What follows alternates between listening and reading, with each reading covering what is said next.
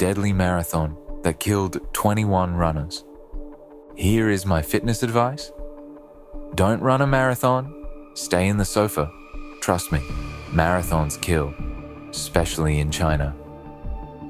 Welcome to Horror Funk Town, the place where we dive into the most chilling, spine-tingling tales from around the globe. Whether it's true crime, dark history, or catastrophic events, we're here to bring you the stories that send shivers down your spine. If you haven't already, hit that subscribe button and ring the bell so you never miss a chance to explore the dark side of history with us. Today, we're going to delve into a tragedy that shook the world of extreme sports. The deadly 62-mile marathon that killed 21 runners. The ill-fated marathon, a deadly challenge. On May 22nd, 2021, runners gathered in the Yellow River Stone Forest National Geological Park in Gansu Province, China, for what was supposed to be a challenging yet rewarding ultramarathon. This 100-kilometer race, or 62-mile run, was part of a series of events aimed at promoting tourism in the region. The race was meant to test the endurance and skill of the athletes who had traveled from across China to participate. The participants included some of the country's most experienced runners, many of whom had previously completed similar races. The trail itself, although challenging, was considered manageable for seasoned runners. The race included a total elevation gain of less than 3,000 meters and was seen as less grueling than other ultramarathons in the country. The most difficult stretch was an 8-kilometer segment known as No Man's Land, a steep, narrow path between checkpoints 2 and 3. This section required runners to use both their hands and feet to navigate the rough terrain, making it the most dangerous part of the course. A storm approaches. The organizers of the race, which included the Baiyin Prefecture and Jingtai County's Communist Party Committee, had a lot riding on the success of this event. Unfortunately, they overlooked several critical factors, the most glaring of which was a weather report issued by the Gansu Provincial Meteorological Bureau. The report warned of a cold front moving in from Mongolia, bringing strong winds, hail, and a significant drop in temperature. Despite this, the organizers chose to proceed with the race, dismissing the warnings as unlikely given the warmer weather of previous years.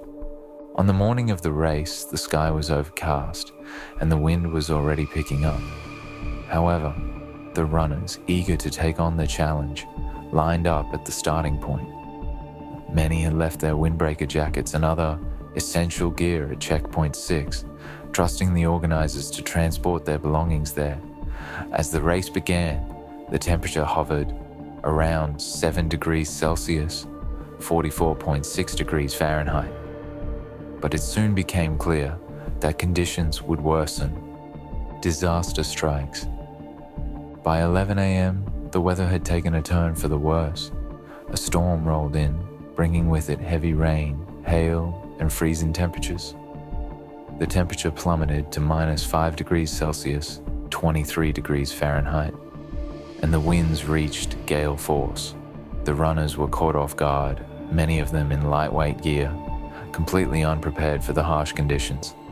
The most dangerous part of the trail, No Man's Land, became a death trap as runners struggled against the elements. The hailstones were so intense that they caused bruising and disorientation among the runners. Visibility dropped drastically, and the freezing temperatures quickly led to hypothermia for many. Those who were near checkpoint 3 found themselves in the most perilous situation. As the storm raged on with no signs of letting up, some runners tried to find shelter behind rocks, while others became hopelessly lost in the blizzard-like conditions, a race for survival. At around midday, the first distress calls began to come in from the runners who were struggling in the storm. The organizers dispatched rescue teams, but their efforts were hampered by the treacherous conditions. Many of the runners who had not yet reached the most dangerous part of the trail managed to find shelter in stone huts along the course, where they were later rescued. However, for those who had already entered no man's land, the situation was dire. Among the runners caught in the storm was a group who were later found by a local goat herder named Zhu Keming. Keming, a 49-year-old man, had taken shelter in a nearby cave when the storm hit. He noticed a disoriented runner outside and quickly brought him inside to warm up by the fire. Over the next few hours, 5 more runners found their way to Keming's cave, where they were able to dry their clothes and regain some strength. Zhu Keming's quick thinking and generosity saved 6 lives that day. Meanwhile, the rescue teams were struggling to reach the runners who were still trapped in the storm. The firefighters from Jingtai County had to abandon their vehicles at Checkpoint 4 and proceed on foot to reach the stranded athletes. By the time they arrived at the scene, it was clear that the rescue mission had turned into a recovery operation. The bodies of 21 runners, 18 men, and 3 women were eventually recovered from the mountains, all of whom had died of hypothermia. Aftermath, a grim reality. The Gansu Ultramarathon disaster was the deadliest in the history of the sport and sparked widespread outrage across China. Investigations quickly revealed that the organizers had failed to take basic safety precautions. The weather warnings had been ignored, and the lack of experienced staff on the ground exacerbated the situation. The local authorities were swift in assigning blame, with several officials facing severe consequences. The Communist Party secretary of Jingtai County, Li Zhubi, was one of the first to be held accountable.